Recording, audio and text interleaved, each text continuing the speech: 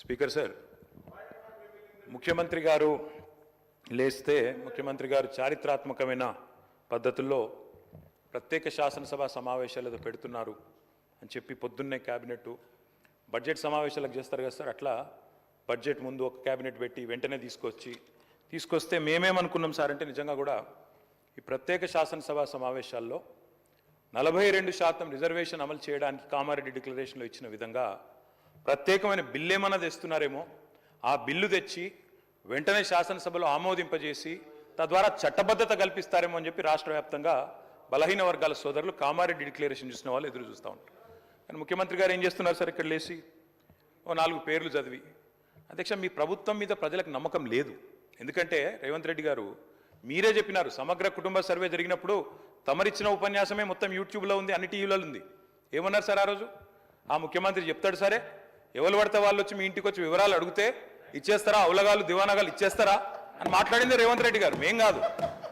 మీరు చెప్పిన మాటలనే ఎన్యూమరేటర్లకు చూపెట్టి చెప్పినారు, మేము ఇయ్యము మీకు వివరాలు, 57 రకాల వివరాలు అడుగుతున్నారు, ఎట్లిస్తాము మీరే అన్నారు ఆనాడు, ఎవరు పడితే వాళ్ళకి ఇచ్చేస్తామా వివరాలు అని మాట్లాడింది. అదే చూపెట్టి అడిగింది. అధ్యక్ష వాస్తవం ఏంటంటే అధ్యక్ష, సమగ్ర కుటుంబ సర్వే 2014లో జరిగింది. శాంతికుమారి గారు ఉన్నారు, రామకృష్ణారావు గారు ఉన్నారు, సందీప్ కుమార్ సుల్తానియా గారు ఉన్నారు. అప్పుడు ఇదే అధికారుల అధ్యక్ష, అప్పుడెవరు వేరే లేరు. సమగ్ర కుటుంబ survey, I'm saying this on record, I worked as a minister for 9.5 years. Yes, చేసింది మొత్తం ప్రభుత్వ అధికారులే, చేపించింది ప్రభుత్వమే. Yes, it is an official document. అందులో ఖచ్చితంగా మేము ఓపెన్గా వెబ్సైట్లోనే పెట్టినాం, అసెంబ్లీలో కాదు, చాటుమాటుకు కాదు, పారదర్శకంగా వెబ్సైట్ పెట్టాం. ఆ వెబ్సైట్లోంచే పాయల్ శంకర్ గారు తీసుకున్నారు. ఏముంది అధ్యక్ష సమగ్ర, ఒక మాట మీ చేతిలో కూడా అదే ఉంది. ఏముంది అధ్యక్ష అందులో డేటా? తేడా ఏంటంటే కేసీఆర్ గారి ప్రభుత్వానికి కాంగ్రెస్ ప్రభుత్వానికి అధ్యక్ష, సమగ్ర కుటుంబ సర్వేలో పాల్గొన్న కుటుంబాల సంఖ్య 1,03,00,000 కుటుంబాల అధ్యక్ష, 1,03,95,000. మొత్తం పాల్గొన్న ప్రజలు 3,68,00,000.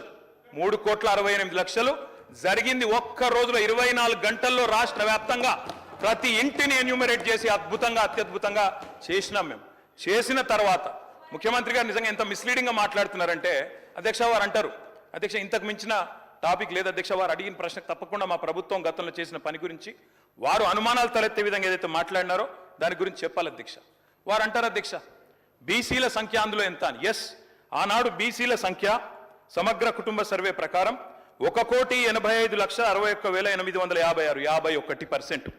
51% బీసీలు ప్లస్ అది కాకుండా ముస్లిం సామాజిక వర్గంలో ఉండే బీసీలను కూడా కలుపుకుంటే 10%.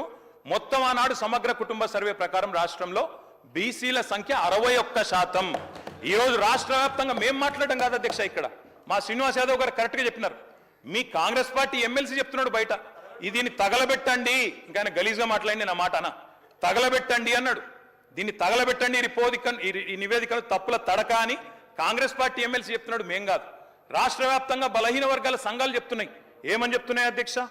సమగ్ర కుటుంబ సర్వేలో 1,85,61,000 ఉన్న బీసీలు ఎట్లా 1,64,00,000 తగ్గినరు, 51% 46% ఎట్లయిందని అడుగుతున్నారు. శంకరన్న కూడా అదే అడిగింది కదా అధ్యక్ష, తప్పేం అడిగిండు? ఇక్కడ శంకరన్న ఒక్కడే అడుగుతలేడు అధ్యక్ష, బయట మీ కాంగ్రెస్ పార్టీ ఎమ్మెల్సీ మాట్లాడుతున్నాడు, మీరిచ్చిన స్టేట్మెంట్ను మీరిచ్చిన నివేదికను తగలబెట్టమని చెప్పిండు అధ్యక్ష, మామూలు కాదు. ఇంకొక మాట అధ్యక్ష, మేము అనుకున్నాం అధ్యక్ష శాసనసభ సమావేశం ప్రత్యేకంగా పెడితే ఇవాళ ఏం చెప్పినారు మీరు కొత్తగా? మీరు చెప్పింది ఈరోజు చెప్పింది మొన్న ఉత్తమ్ కుమార్ రెడ్డి బయట ప్రెస్లే చెప్పిండ్రు. ఆయన ఉత్తమ్ కుమార్ రెడ్డి గారు సబ్ కమిటీ చైర్మన్గా ప్రెస్ మీట్లో ఇవాళ మీరు చెప్పిన లెక్కలని మొన్ననే చెప్పిండ్రు. ఎందుకు పెట్టిండ్రు మీరు ఇవాళ? మేమేమనుకున్నాం, 42% రిజర్వేషన్ ఇవ్వడానికి చట్టబద్ధత కల్పిస్తూ బిల్లు తెస్తారనుకున్నాం.